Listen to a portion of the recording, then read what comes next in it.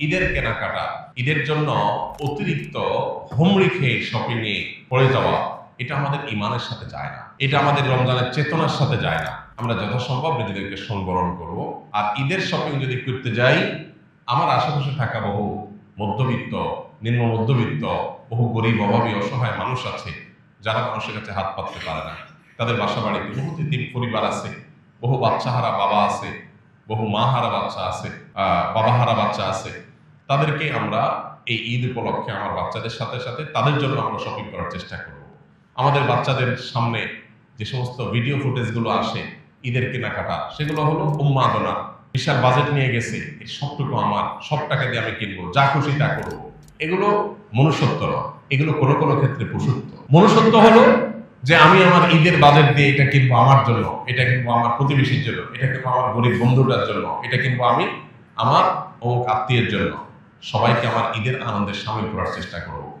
আমাদের মুসলমানদের ঈদ হলো ত্যাগ এবং ভোগ, এই দুইটার সমন্বয়ের নাম। শুধু ভোগ এটা কখনো ঈদ হতে পারে না। মুসলমানের ঈদে অন্তত শুধু ভোগ থাকতে পারে না। বিধায় আমাদের ঈদের আনন্দের জন্য শুধু আমাদের জন্য না হয়, আশপাশের জন্য হয়। আমাদের বাজেটের একটা অংশ যেন অন্যদের সঙ্গে শেয়ার করে আমরা করতে পারি।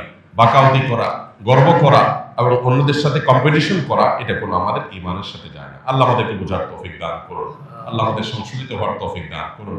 রমজানের শেষ দশকটা আমরা শপিং মলে না কাটিয়ে মসজিদে ইবাদত বন্দেগীতে আমরা কাটাবার চেষ্টা করবো ইনশাআল্লাহ। এবং ঈদ প্রকৃত অর্থে তাদের জন্যই যারা ইবাদত বন্দেগী সঠিকভাবে করতে পেরেছে। ভাইরা আমার, রমজান শেষ হয়ে আসছে, আমরা রমজানের শেষ দশকে এনে কামল করবো ইনশাআল্লাহ। প্রতিদিন একটিবার হলেও চোখের পানি ফেলে আল্লাহ রাব্বুল আলামিনের কাছে ফিলিস্তিনের নির্যাতিত মানুষগুলোর জন্য দোয়া করব। আল্লাহ তাদেরকে যেন উদ্ধার করেন, তাদের জন্য আল্লাহ তাআলা রক্ষা করেন। আর আমাদের যে ভাবলেশহীনতা, আমাদের যে এই সম্পর্কে একেবারে দায়িত্ব জ্ঞানহীন আচরণ, আল্লাহ যেন আমাদের এই আচরণটাকে পরিবর্তন করে দেন, ঈমানের চেতনা যেন আমাদের মধ্যে জাগায় দেন এবং আমাদেরকে যেন আল্লাহ তাআলা মাফ করেন। আমাদের ভাই বোনদেরকে যেন আল্লাহ তাআলা সান্ত্বনা নসিব করেন, তাদের কষ্টকে আল্লাহ যেন দূর করে দেন, তাদের মৃতদেরকে আল্লাহ শহীদ হিসাবে কবুল করে নেন, তাদের জীবিতদেরকে আল্লাহ তাআলা শক্তি সামর্থ্য দান করেন, মুসলিম শাসকদের ঈমানের শক্তি আল্লাহ তাআলা শানিত করে দেন, তাদের ঈমানের দায়িত্ব পালন করার তৌফিক দান করুন।